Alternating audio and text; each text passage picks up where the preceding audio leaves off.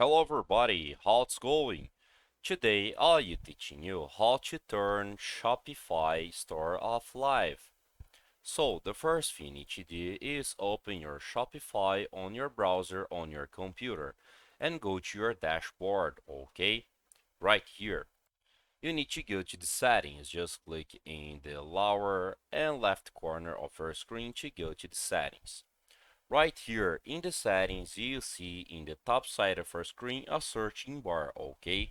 And in that searching bar, you need to searching for that, okay? Pause or close your Shopify store.